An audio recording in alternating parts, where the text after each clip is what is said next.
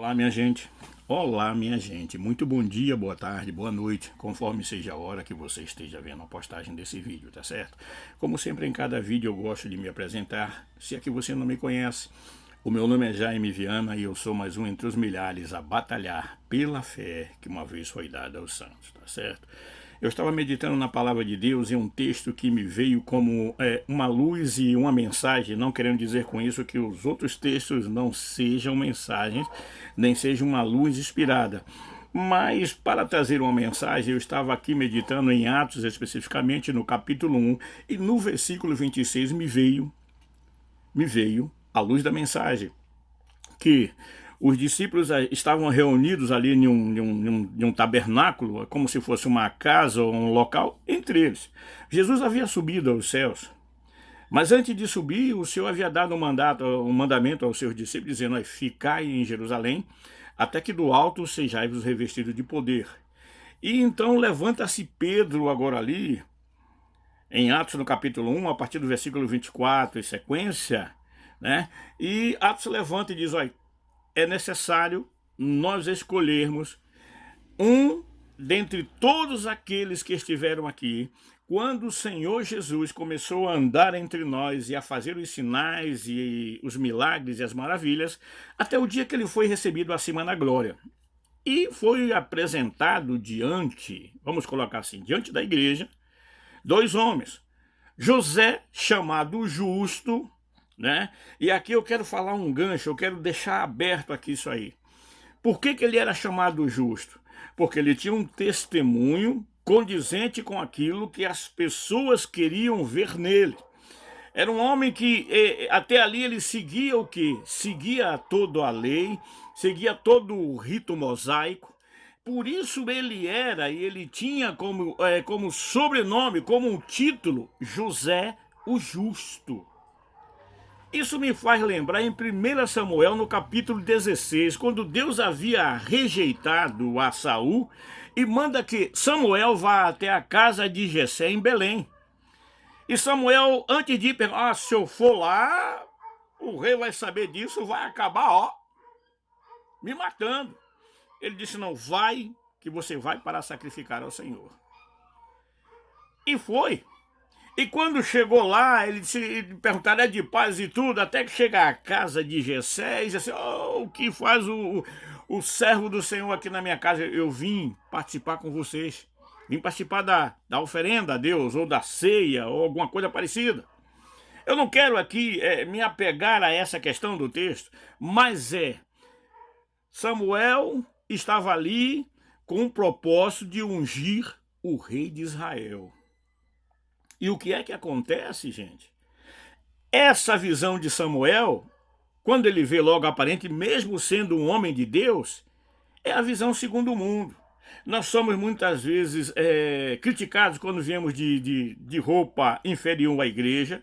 Nós somos criticados quando vemos, às vezes, barbudo, ou se estamos pregando barbudo. As pessoas: eu não sei não, diz que é de Deus, mas com essa barba, com tudo isso, nós somos criticados. E o pior de tudo é que a nossa crítica e a crítica que fazemos no nosso meio são com base segundo o mundo. Porque o mundo vive de aparência.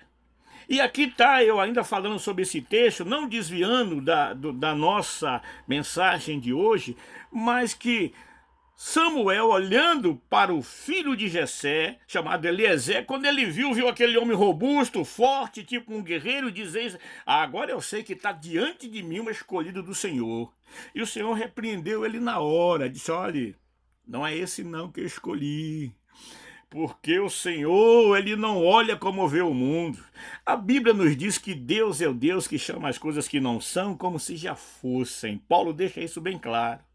Deus escolheu as coisas fracas deste mundo para confundir as fortes, as que não são para confundir as que são. Você está entendendo o que eu estou dizendo com relação a isso? Então eu peço a você, não deixe de ser abençoado, não perca esta bênção, porque você está olhando para mim, vendo a minha aparência. Procure ver alguém que está falando para você dentro deste livro, dentro desta palavra. Alguém que um dia foi tirado do lamaçal do pecado, alguém que um dia foi libertado das mãos de Satanás, alguém que um dia foi comprado com preço de sangue. Esse preço o mundo todo não pode pagar. Esse alguém sou eu. O Senhor me encontrou nas trevas, me encontrou aí destinado.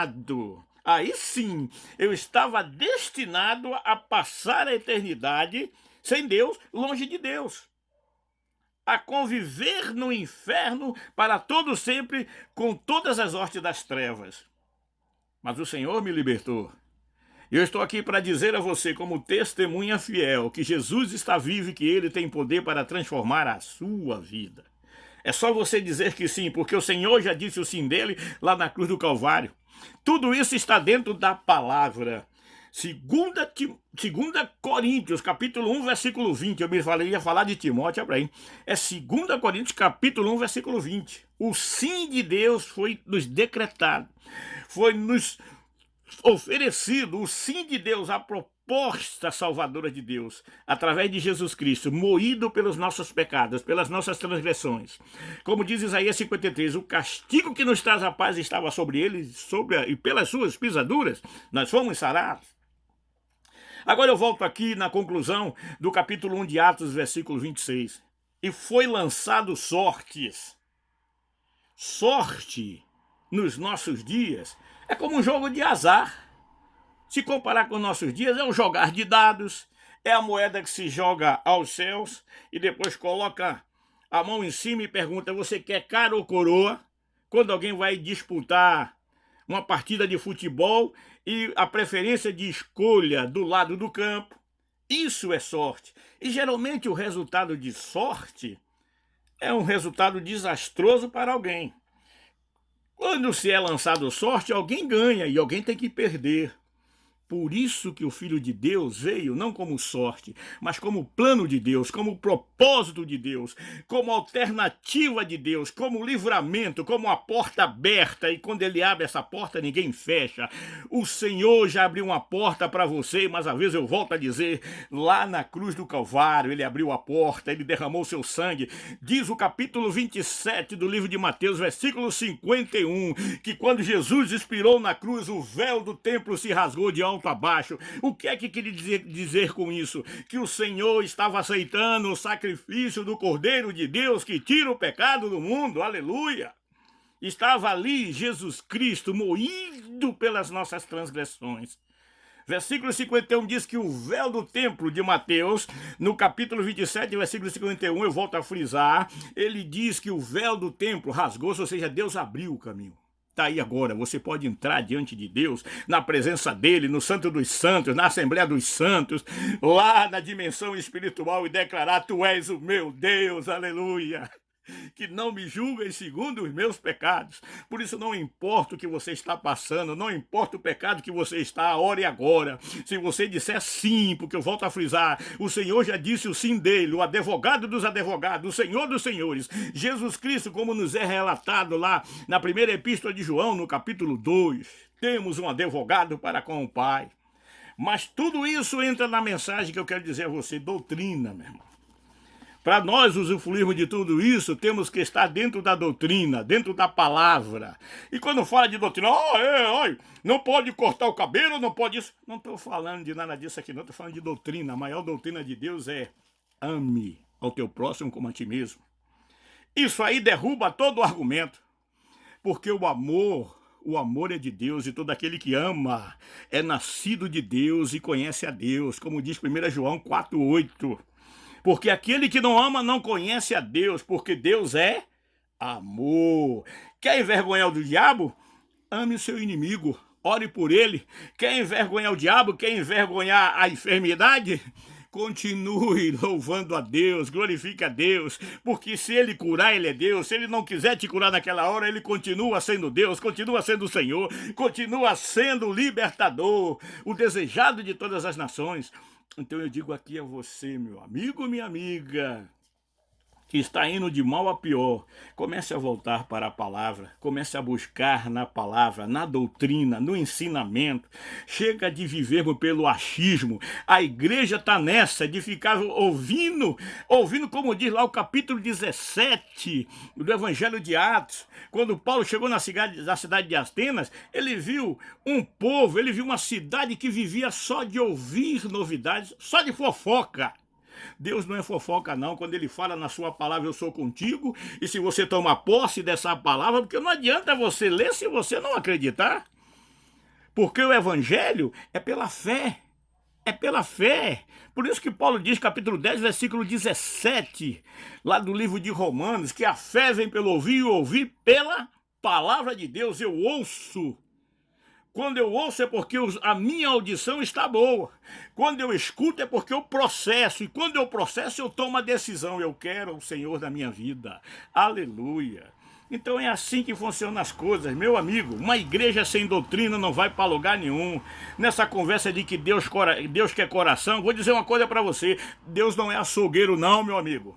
Deus quer o seu intelecto, Deus quer a sua mente, a sua mentalidade, que hoje é o seu altar. Diante da santidade de Deus, é você professar o nome dele, é você andando na rua no meio da multidão, e se de repente você começa a clamar ao Senhor, aleluia. Lá no meio daquela multidão, você pode estar até um estádio, procurando um emprego, alguma coisa parecida, no meio de uma multidão sem fim, e na hora que você clamar, o Senhor vai dizer, ali está o meu servo, aleluia. Esse é Deus, oh Jeová, aleluia. Esse é o Senhor. Mas tudo isso só é possível quando nós entramos na doutrina, no conhecimento da palavra. Aí nós vamos desfrutar aquilo que Jesus diz em João 8,32. E conhecereis a verdade, e a verdade vos libertará. Porque Jesus disse ainda no capítulo 17, né? Que ele é a verdade, santifica-os na tua palavra, a tua palavra é a verdade. Já em João 14,6 ele diz, eu sou o caminho, eu sou a verdade, eu sou a vida, e ninguém vem ao Pai se não for por mim. Eu só quero voltar um pouquinho lá atrás para concluir, que depois de Samuel ver tantas pessoas, e o Senhor sempre dizendo a ele, esse também não, esse também está rejeitado, esse também está rejeitado, e de repente vem lá aquele. Falta algum outro aí, Jesse? Falta, mas... Esse é um zero à esquerda, é o Davi? Davi tá lá tomando conta das ovelhas, mas manda buscar ele. Nós não vamos sentar à mesa enquanto ele não vier aqui. Aleluia. E quando Davi chegou, meu irmão, a explosão do Espírito Santo. Eis aí o Senhor diz, eis aí o meu escolhido, aleluia. Eu quero dizer a você que se o mundo não olha para você, não tem problema. Se as pessoas acham que você é o zero à esquerda, não tem problema. Se ninguém acredita em você, no seu potencial, não tem problema. Mas o Senhor acredita, Ele quer te transformar, quer te levantar, enxugar as tuas lágrimas, te libertar, e de vencido quer te fazer um vencedor. Só depende de você. O sim do Senhor da glória já foi dado lá na cruz. E o seu sim, quando é que você vai dar? Sim, Senhor, muda a minha vida agora. Isso vai acontecer. Se você é bêbado, vai deixar de ser bêbado. Se você é viciado, vai deixar de ser viciado. Se você está no erro, no caminho do erro, você vai deixar de andar no caminho do erro. Vai andar no caminho da verdade. Porque o caminho, a verdade e a vida ainda hoje é Jesus Cristo. Muito obrigado mesmo pela sua atenção, obrigado pela sua participação. Aleluia, Senhor. Eu agradeço a Deus por essa oportunidade, obrigado por você estar aqui até o fim, ser um herói, ouvir a nossa mensagem, né? Não repare os nossos erros de português, mas estamos aqui para declarar, para dizer que Jesus Cristo está vivo e que Ele quer mudar e transformar o seu viver. Fica na paz, que o resto a gente corre atrás em nome de Jesus. Amém. Graças a Deus. Até a próxima. Amém, Jesus. Amém.